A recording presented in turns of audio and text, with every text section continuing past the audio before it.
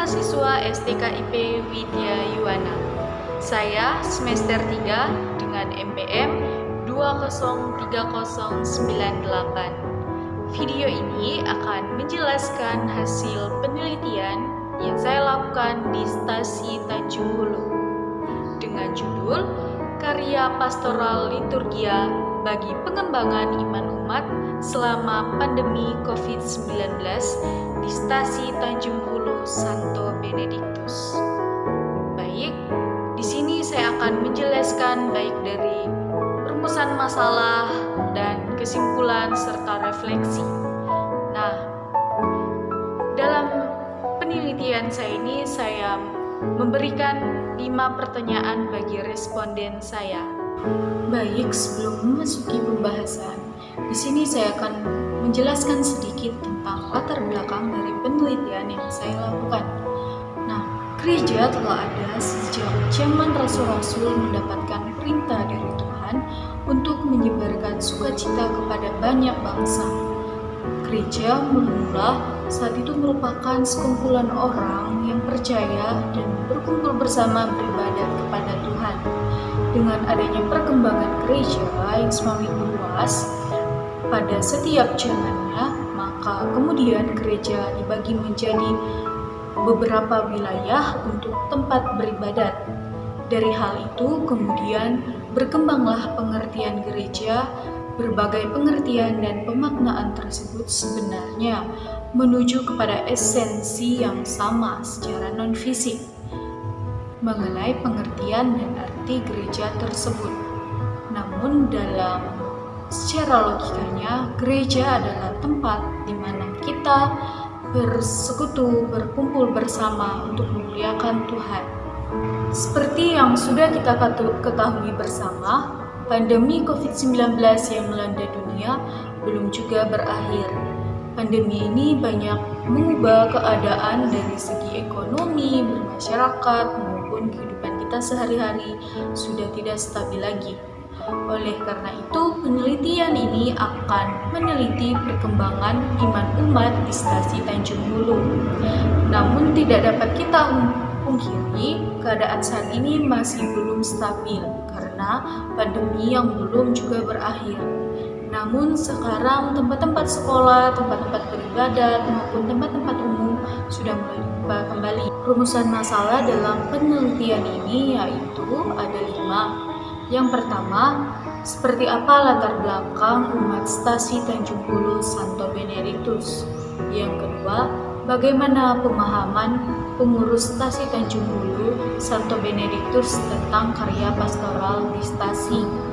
Kemudian yang ketiga, apa saja karya pastoral bidang liturgi bagi pengembangan iman umat di Stasi Tanjung Hulu Santo Benediktus?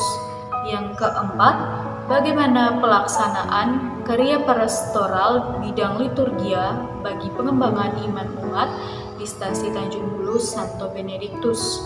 Kemudian yang kelima, apa saja faktor-faktor pendukung dan penghambat dalam pengembangan iman umat di Stasi Tanjung Hulu Santo Benediktus? Kemudian, tujuan dari penelitian ini. Yang pertama, agar mengetahui dan paham tentang sejarah Stasi Tanjung Hulu Santo Benediktus. Kemudian yang kedua, agar mengetahui sejauh mana pemahaman pengurus gereja Stasi Tanjung Hulu tentang liturgia. Kemudian yang ketiga, agar mengetahui apa saja bentuk karya pastoral bidang liturgia yang dilakukan pengurus gereja dan umat. Yang keempat, agar dapat mengetahui seperti apa bentuk pelaksanaan karya pastoral bidang liturgia. Kemudian yang kelima, agar mengetahui faktor-faktor penghambat dan pendukung dalam pengembangan iman umat di Stasi Tanjung Hulu. Kemudian metode yang dilakukan dalam penelitian ini yaitu metode deskriptif, metode penelitian kualitatif, dan metode berbasis data dengan teknik pengumpulan data dengan metode wawancara. Mengapa metode berbasis data yang dilakukan dalam penelitian ini? Karena metode berbasis data patut dipelajari di keuskupan maupun di paroki maupun di stasi, tetapi harus memiliki konsep yang sama tentang apa itu pastoral mengembangkan umat. Baik, selanjutnya saya akan menjelaskan sedikit tentang pembahasan yang akan saya bahas terkait dengan penelitian saya di Stasi Tanjung Hulu. Ini adalah desa Tanjung Hulu, desa yang dikatakan desa hijau karena terkenal dengan kebersihan dan kebersamaan masyarakat. Stasi Tanjung Hulu selama pandemi COVID-19 umatnya cukup aktif dalam menggereja. Ini merupakan pengembangan iman umat yang baik, karena kasus COVID-19 di desa Tanjung Hulu bisa dikatakan tidak terdeteksi. Selama pandemi COVID-19, karya pastoral tetap dilaksanakan, seperti berkumpul bersama, gotong royong bekerja bersama. Ini merupakan persekutuan yang sangat baik. Dalam gotong royong ini bukan hanya umat Katolik saja yang bekerja, namun umat dari Kristen, Protestan juga ikut berkumpul bersama untuk menjaga desa. Ini merupakan hal-hal positif yang baik dalam umat di Stasi Tanjung Hulu. Kemudian OMK Stasi Tanjung Hulu sangat aktif dalam menggereja, baik dari kegiatan stasi maupun dari kegiatan paroki. OMK Stasi Tanjung Hulu sangat aktif, seperti mengantar salib ke stasi lain. Mereka sangat aktif dalam mengikuti kegiatan tersebut.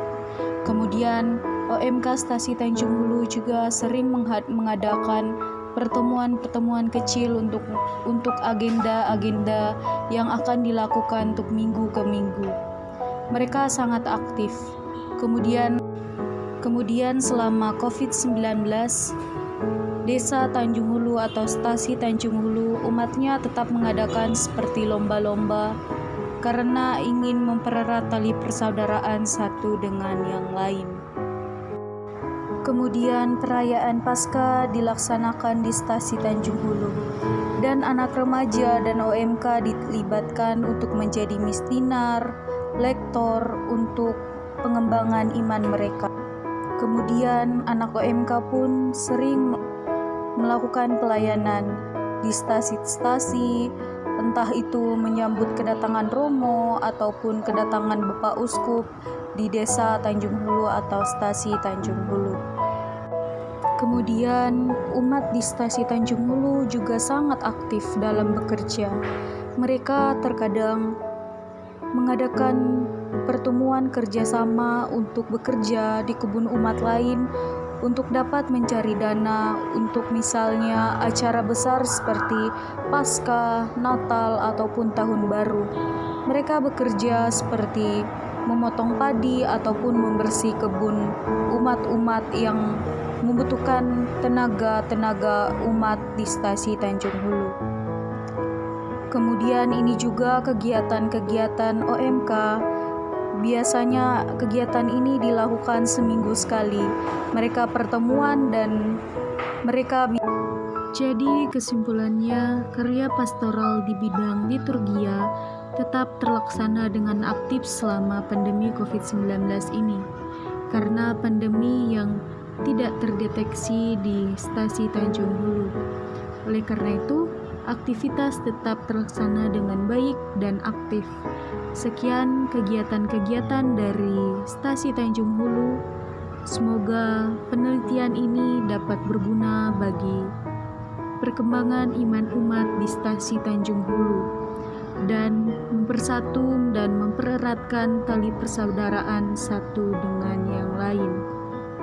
Sekian presentasi dari saya tentang Stasi Tanjung Hulu di mana saya melakukan penelitian tentang pengembangan iman umat selama pandemi COVID-19 di Stasi Tanjung Hulu.